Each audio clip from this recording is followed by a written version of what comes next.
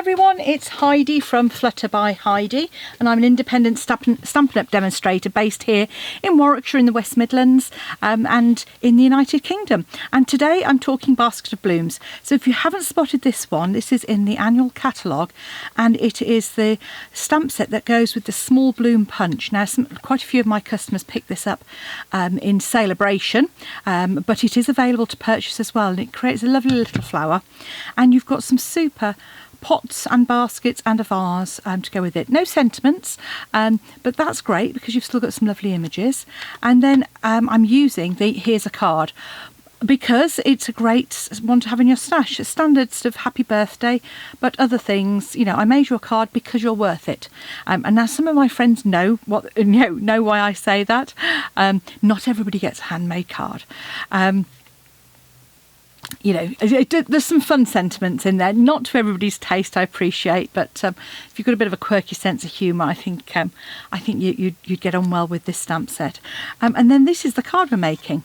So here we go, we have the lovely small bloom punch, and you can see I've used some of those other images. Then I've stamped and punched some lovely flowers just in two colours, Flirty Flamingo and Calypso Coral as a bit of a change, and I've added sparkle. I don't do sparkle very often, but I figured it's about time I used up some of my older ones. So here we go, and actually I'm really pleased with the effect. I think it's a great little card for you to have available to you. So let's get on with the stamping.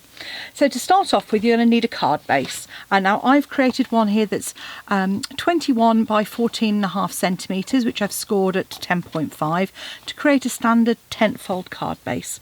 And I've got a layer this time of Flirty Flamingo, which is 14 by 10 centimetres. So just creates a nice half-centimetre layer on those. Now let's crack on then with our with the main part. So you're going to need a piece of Whisper White, and you just need a quarter sheet, just trimmed down very slightly to fit with our layer. So you're going to want one that is 13.5 by 9.5 centimetres. And I'm also using a couple of our some blends as well. So this is my card base. Now what I've done here, which is something I probably wouldn't normally recommend, it's a bit like the no line watercolouring.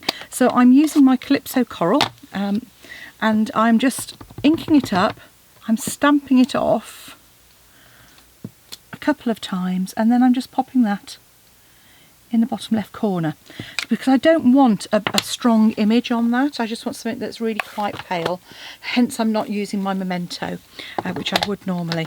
Then I'm coming in with my light Cajun Craze, and I'm just going to colour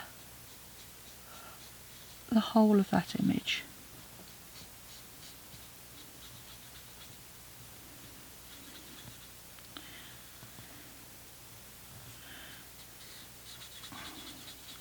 All the way over like that, and I'm going right up to the edges there.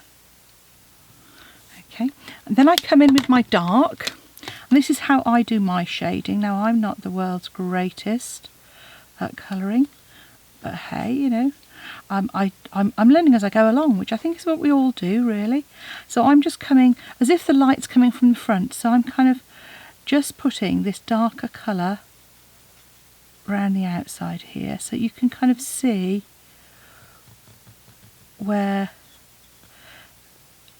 so you say that the lights are kind of coming from the front, but also to give a little bit of definition where the edge of that plant pot might be. Then I'm coming back in with my Cajun Craze and just going over the edges there, just to kind of allow those to soften and blend.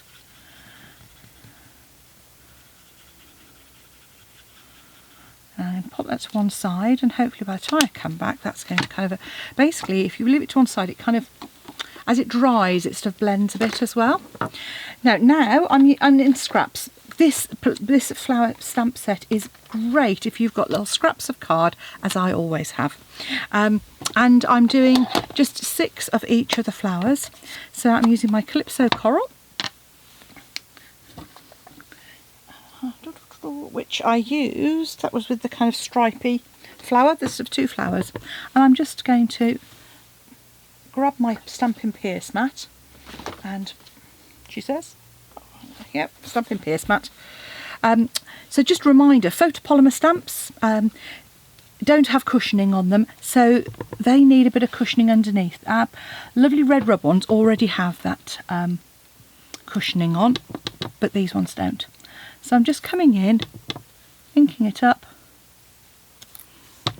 with the flower at the top, so that's the orientation of the punch. So there's 5 on there, and let's pop number 6. And then I'm going to do exactly the same, but now with Flirty Flamingo. So again, just make sure your flower is pointing upwards.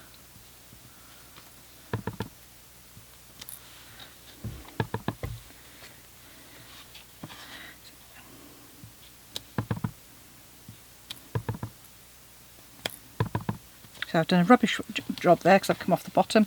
This is the problem with not standing up to stamp, you see. There we go. Now, if ever you do that, just remember 2 sides to every card, flip it over and stamp one on the back. So then we can come along with our punch. I'm going to put my ink away before I get in the mess with it, which is what usually happens, as those of you who follow me will know. Okay, and I'm just going to turn that over and line it up. Now, if you have any dexterity problems, once you've lined it over and just partly closed it, turn it over, put it down and punch. But if you're okay with your hands, then you, particularly on these small punches, it's fine just to punch upside down. I tend to turn over and catch it with my hand if I can, otherwise I find I have flowers pinging off all over the place, and to be honest with you, they may never be found again. Well, not till I tidy up my craft room. That doesn't happen very often. So again, I'm just lining it up all the time, just having a look, trying to get a nice even white border around the edge of that punch. And then that was the one we did on the reverse, so I'm just going to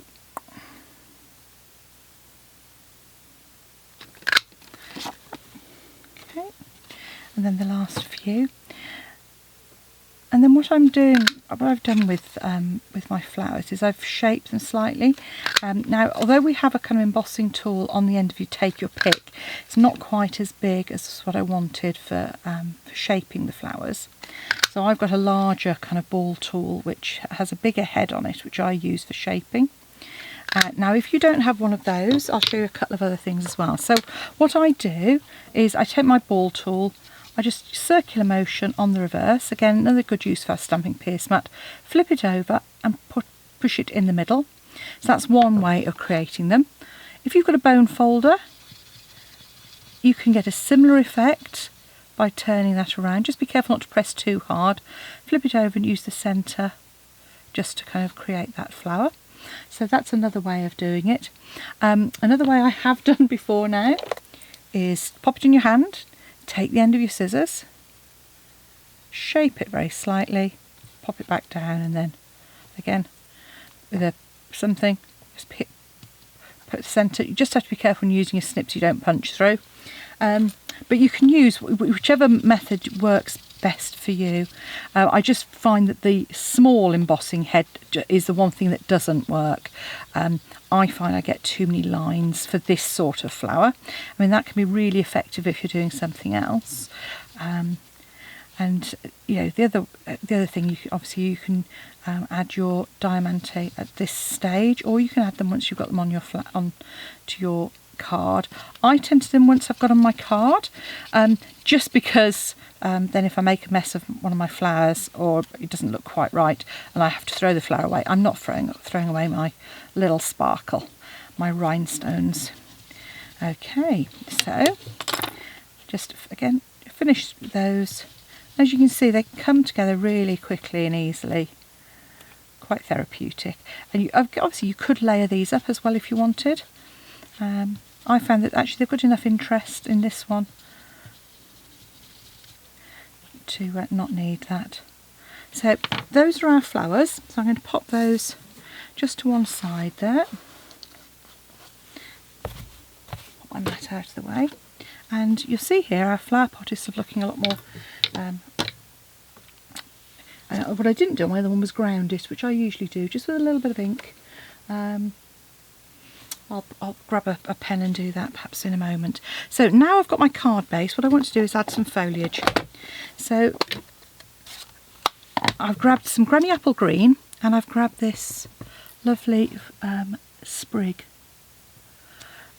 And now again I'm kind of putting this up and out with our flowers, as you can see, because it doesn't matter that it's not it's hidden behind the pot, because we're going to cover that up with our flowers.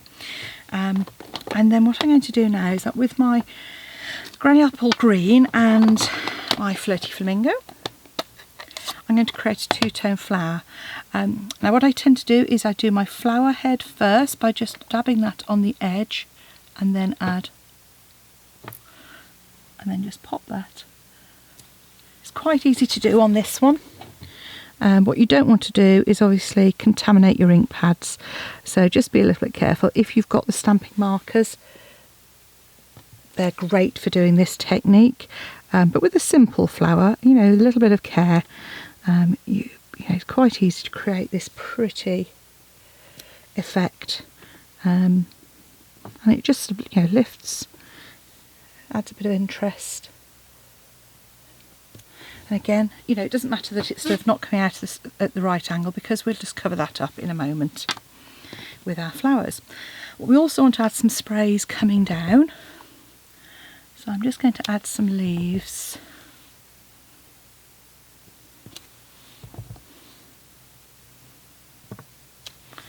Like so. I just thought this reminded me of sort of summer, with sort of trailing geraniums and hanging baskets. It's a lovely time of year. Not that we're getting much of that in the UK at the moment, it has to be said. At the moment the weather is pretty rubbish, although it is predicted to get nicer by the end of the week, so thank goodness for that, eh? So now all I'm going to do is I'm going to come in with my flowers. Now, when I first did this card, I kind of laid them out a little bit, so that I knew where they were going, so I kind of wanted just separating out my flowers. Oh, I might not have done quite enough. So those are my calypso coral over there, and then my sort of flirty flamingo. Okay, so this one I'm just going to pop that in the centre. So rule of threes. So I'm sure you'll know this, but things generally go in odd numbers. So in this instance, what I'm actually doing is I'm putting sort of 3 of each colour. So you can see here in a kind of triangle formation. And what I'm using Tombow here, because that gives me a little bit of wiggle room. I've talked about wiggle room before, but it just gives you a little bit of a chance to manoeuvre your flowers around, just by putting a little blob on the back there, and a kind of a triangle shape. I'm just going to tuck one in just on the bottom there. And then I'm going to kind of alternate those coming down. So I've got a calypso coral. So I'm just going to pop a flirty flamingo underneath. And again, just to vary it as, you know, however you like really. As many or as few flowers as you like. As you can see, that glue is running out, so let's grab my next one. Oh, okay, when you get a big blob like that, when you're doing something like this, dead easy, just touch another one to the back and you end up with 2 flowers, both with glue on. So I'm just going to add those in a little sort of chain coming down.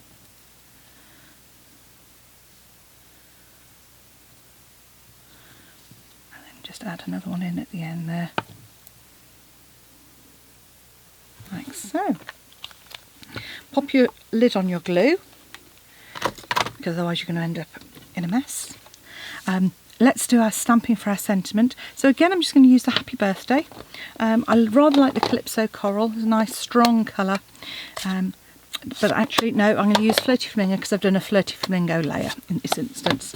So what I do need to do is very quickly clean my clean my stamp, which, okay, I've got my chamois to hand. It has escaped me, I think. So I just use my Simply chamois and clean that up. Ink up well, so this is my Flirty Flamingo, and I'm just going to try and do that square like so. Now in this instance, I've actually, I would usually have actually done this before I put it onto my layer. So what I'm going to do, I've done this. Right, normally I adhere my layer while it's flat before I put any three-dimensional images on.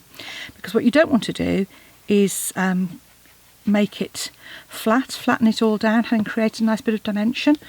So I'm going to, that's why I've used my Tombow just in my hand to kind of add that on. Then I can do the same with that layer. So the beauty of Tombow, it's very forgiving. Just pop that on, but it does get sticky. And then what I'm going to do is I'm just going to use the second generation stamping, huff on that, to decorate the inside of my card. Just give a nice little hint of a flower. And there we have a pair of pretty cards. All I need to do is add my diamantes on, and to do that I'm just going to use my Take Your Pick tool. And as I said, I've got old diamantes. These are the really old ones.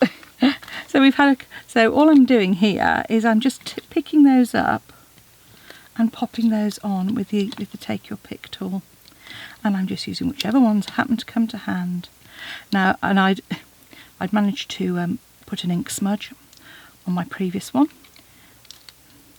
So hence I had extra diamantes around my happy birthday, which looks really nice anyway. It's a nice thing to do, but just in case. So I say, there's a bit of a few rhinestones. Take your pick putty. If it's run out, just push it up a little bit. You can see it's coming out there. Dab that down, and just use that to scoop your rhinestone off the backing, and then pop it in place. Last couple go in, and there we have a sparkly happy birthday ready to go. So whether you like Flirty Flamingo or Calypso Coral, either look just as effective, and a little bit of Stampin' Blends. And the only thing I might do is just add a little bit of a blend on the very base there, just to create a little bit of shadow, but I haven't got so I'm going to use a Stampin' Blend. I'm going to quickly grab my Pool Party on the fly. Here we go. I'm just going to ink up a block, and this is just a way to kind of create a bit of a background.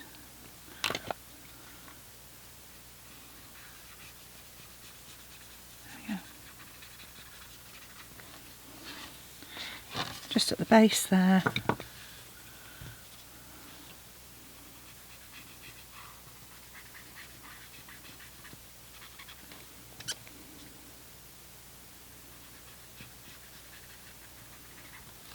There we go. And that just grounds your image. So, have fun, enjoy. If you want to purchase any of the products you've seen today, pop along to my blog at Flutter by Heidi, and you'll find the links there. Or pop along direct to my Stampin' Up shop, heidismith.stampinup.net, and click on the Shop Now button. Thank you for watching. Bye now.